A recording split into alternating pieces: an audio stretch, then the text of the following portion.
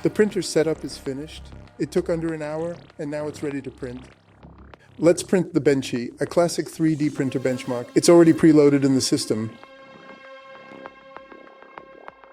Print settings can be adjusted right in the menu. It definitely needs bed leveling for the first print.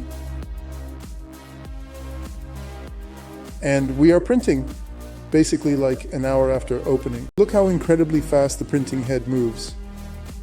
This is real speed, by the way. The video isn't sped up.